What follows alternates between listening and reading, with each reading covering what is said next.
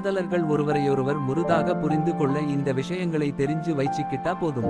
ஒரு உறவை வலுவாகவும் மகிழ்ச்சியாகவும் வைத்திருப்பதற்கு நீங்கள் இருவரும் ஒருவரையொருவர் புரிந்து கொள்வது மிகவும் அவசியம். உறவுகள் ஒரே மாதிரியாக நிரந்தரமாக இருந்தால் சலிப்பை ஏற்படுத்தும்.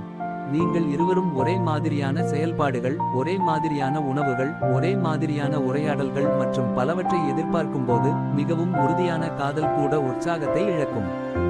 ஒரு உறவை வலுவாகவும் மகிழ்ச்சியாகவும் வைத்திருப்பதற்கு நீங்கள் இருவரும் ஒருவரையொருவர் புரிந்து கொள்வது மிகவும் அவசியம். உங்கள் துணையை பற்றிய அனைத்து விஷயங்களையும் அப்டேட்டில் வைத்திருக்க வேண்டும். அதனால் தான் ஒருவருக்கொருவர் நெருக்கமான காதல் மற்றும் சிந்தனையை தூண்டும் கேள்விகளை கேட்பது பிணைப்புக்கான ஒரு வேடிக்கையான வாய்ப்பாகவும் எதிர்காலத்தின் மீது நம்பிக்கையை உருவாக்கும் வாய்ப்பாகவும் இருக்கும். காதலர்கள் ஒருவரையொருவர் நன்றாக புரிந்து கொள்ள தெரிந்து வைத்திருக்க வேண்டிய விஷயங்கள் என்னென்ன என்று இந்த பதிவில் பார்க்கலாம். 1. குழந்தை பருவ வரலாறு. ஆரம்பகால குடும்ப உறவுகள் நம் வாழ்நாள் முழுவதும் நாம் யார் என்பதை நேரடியாக பாதிக்கிறது. உண்மையில் நம் அசல் பராமரிப்பாளர்கள் மற்றும் நம்முடைய வயது வந்த கூட்டாளர்களுடன் நாம் வைத்திருக்கும் உறவுகள் மட்டுமே ஒருவருக்கொருவர் நேரடியாக இணையாக இருக்கும்.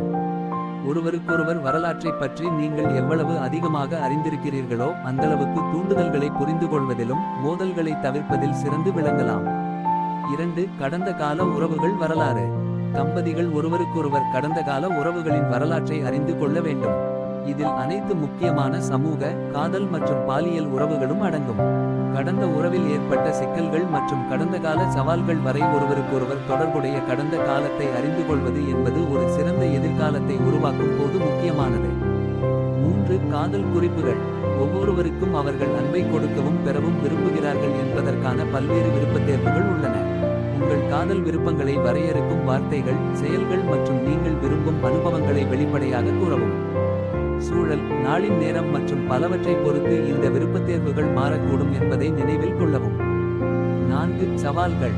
ஒருவருக்கொருவர் உங்கள் சவால்களை பற்றி முடிந்தவரை வெளிப்படையாகவும் நேர்மையாகவும் இருங்கள்.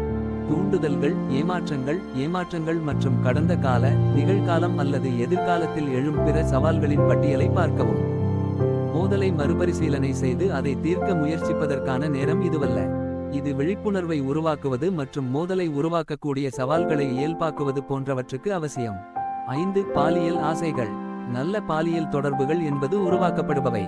நீங்கள் அதனை உருவாக்க விரும்பினால் நீங்கள் ஒருவருக்கொருவர் பாலியல் ரீதியாக யார் என்பதை புரிந்து கொள்ள வேண்டும். அதில் தொடுதல், கற்பனைகள், சிற்றின்பம், மற்றும் ஒவ்வொரு துணையின் விருப்பத்திற்கும் முக்கியத்துவம் கொடுப்பது ஆகியவை அடங்கும். இந்த உரையாடல்கள் வெளிப்படையானதாக இருக்க வேண்டும். 6. உள் உலகம். நம் அனைவருக்கும் சிக்கலான மற்றும் அற்புதமான உள் உலகங்கள் உள்ளன. எங்களின் அன்றாட அனுபவத்திற்கான சீரற்ற எண்ணங்கள் மற்றும் பதில்களை நீங்கள் அறிவீர்கள். உங்கள் உள் எண்ணங்களையும் உணர்வுகளையும் பகிர்ந்து கொள்வதன் மூலம் ஒருவரையொருவர் உள்ளே அழைக்கும் பழக்கத்தை பெறுங்கள். 7. கனவுகள் மற்றும் எதிர்கால திட்டங்கள். கனவுகள் மற்றும் எதிர்கால திட்டங்கள். முதலாவது நாளிலிருந்து நிறுத்தாமல் பகிரத் தொடங்க வேண்டிய விஷயம் இது. தூங்கும் போது உண்மையான கனவுகளை பகிர்ந்து கொள்ளுங்கள். தொழில்முறை வெற்றிக்காக உயர்ந்த மற்றும் மகத்தான கனவுகளை பகிர்ந்து கொள்ளுங்கள். உங்கள் 5, 10, 15 மற்றும் 20 ஆண்டு திட்டங்களை பகிரவும்.